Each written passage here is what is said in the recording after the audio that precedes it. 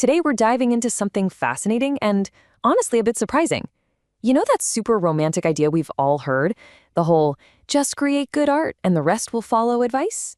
Well, looking at the data, relying on that is actually leaving incredibly talented creators completely vulnerable.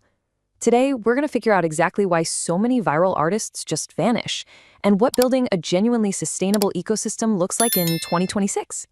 To do that, we're going to break things down clinically, piece by piece. We'll cover the viral artist drop-off, the trap of vanity metrics, the serious dangers of single incomes, protecting your intellectual property, and finally, how the modern artist ecosystem actually functions.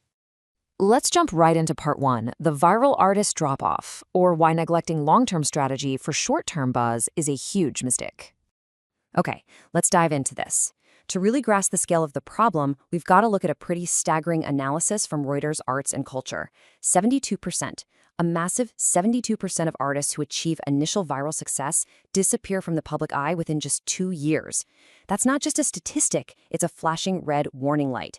It means for every 10 artists who suddenly blow up, 7 are basically forgotten almost as quickly. Why? Because the second they go viral, they get obsessed with replicating it. They end up chasing algorithms instead of building actual careers, always prioritizing that next quick hit over a sustainable foundation. Let me give you a real-life example to think about. Picture this brilliant digital illustrator. She gained massive overnight traction online with this really unique series of cyberpunk cityscapes. I mean, her follower count just exploded. But instead of using that golden window to diversify her portfolio, look into licensing, or actually build a loyal community, she spent months trying to recreate the exact same style that went viral in the first place. The result? Total follower fatigue, diminishing returns, and a massive drop in engagement. She was literally so busy appeasing the algorithm that she completely missed her shot to lay down a real business foundation. It's an epic blunder, but honestly, it's such an easy trap to fall into. Which brings us seamlessly to Section 2, the vanity metrics trap. This is all about what happens when you ignore real audience data and just stare at raw follower counts. See, a fundamental misunderstanding of what an audience truly means today is directly fueling that massive 72% drop-off rate we just talked about. A report by the Pew Research Center found that creators who only track raw follower counts or views face a 40% higher chance of career stagnation within 3 years. If you're ignoring deep engagement metrics, things like comment sentiment, share-through rates, or demographic breakdowns, you're basically throwing darts in the dark and just hoping anything sticks. And this brilliantly illustrates the point. I want to challenge you on this. Would you rather have 100,000 passive viewers mindlessly scrolling past your work or 10,000 deeply engaged fans? Fans who will actually buy your merch, show up to your virtual events, and tell their friends about your art. Followers are just vanity metrics, but engagement is currency. If you're celebrating a huge follower count, but your comment section is an absolute ghost town, you're literally just broadcasting to a giant empty room. Okay, moving on to Section 3, the dangers of single incomes, or the absolute peril of undiversified revenue streams. This right here is the silent killer of artistic careers. Get a load of this data point from an NPR economics study. Artists who rely entirely on direct content monetization, like say just YouTube ad revenue or just Patreon subscriptions, are 3 times more likely to experience severe financial instability and creative burnout. 3 times. The pressure to just constantly churn out content for one single revenue channel eventually becomes completely unbearable.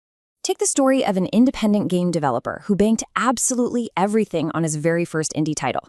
He was hoping for a massive viral hit. But when the game only performed modestly, he was financially devastated. He had to learn the hard way about the intense, crushing pressure of relying on just one single revenue channel. But here's the good news. He learned to pivot. Now, what's really interesting here is the solution he found. Instead of just relying on game sales, he set up multiple alternative revenue streams. He started offering his custom code and digital assets on marketplaces, he ran online workshops, and took on contract work. This multi-pronged approach didn't just stabilize his bank account, it completely freed him up creatively. He could finally focus on his next passion project without that constant financial terror. Your art is your product, for sure, but your skills and your brand, those are your real assets. Let's transition to Section 4, protecting intellectual property rights. It's the silent revenue killer. Now, this is the totally unglamorous legal side of the business, but it's absolutely crucial for long-term survival. Look at this finding from the U.S. Patent and Trademark Office. Independent creators lose an estimated 25% of their potential revenue simply by neglecting to understand and enforce their intellectual property rights. 25%. That is literally a quarter of your livelihood vanishing into thin air just because of a lack of proactive protection. It's heartbreaking when artists pour their souls into their work only to have it ripped off. Just imagine this. You're a landscape photographer. You wake up one morning, grab your coffee, and find your most iconic, unprotected image plastered all over a major clothing brand's new ad campaign. No permission asked, no credit given, and zero payment. Because this specific photographer hadn't proactively watermarked his work or registered his copyrights, he was forced into an incredibly expensive and stressful legal battle. If those assets had been protected from day one, that situation could have been a massive upfront licensing fee instead of an agonizing fight for scraps. It's a tough but incredibly valuable lesson. Which brings us to our final section, the modern artist ecosystem, and why the old saying, just create good art, just isn't enough anymore. It is officially time to firmly debunk the romanticized starving artist myth for the modern era. As our source material so perfectly puts it, the prevailing wisdom is often just create good art and the rest will follow. In 2026, this is a dangerous fantasy, and they hit the nail on the head. Today's attention economy is absolutely brutal. Think of it like this. A Michelin star chef can whip up the most exquisite dish on the planet, but if their restaurant is hidden down a dark alley with zero online presence, they're going to close. The exact same rule applies to you. Talent is a non-negotiable foundation, absolutely. But to survive, you also have to be a marketer, a community manager, and a sharp business strategist. Let's move to and see how this builds into an actual, actionable strategy. We have this great story of a brilliant local sculptor.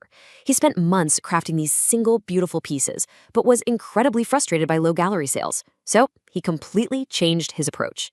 Step 1, he built a slick online portfolio and actually started telling the story behind his art. Step 2, he began actively engaging with online art communities. And Step 3, he explored scalable print-on-demand services so people could buy smaller, more accessible versions of his work. Now, here's the kicker. His actual art never changed. The talent was always there. But his approach to sustaining that talent completely transformed. Within 6 months, his sales quadruples. So what does this all mean for you? It means you have to blend your creative passion with real business acumen and data literacy. I want to leave you with this final provocative thought to really chew on today. Take a hard look at your own work right now. Are you just creating art, or are you actually building a sustainable ecosystem around it? Because the future absolutely belongs to those who do both. Thanks so much for joining me for this explainer. Keep building out there, and I'll see you next time. As always, subscribe to our channel, like the video, and comment below. There are also some links in our description that you may find useful. See you in the next episode. Bye-bye.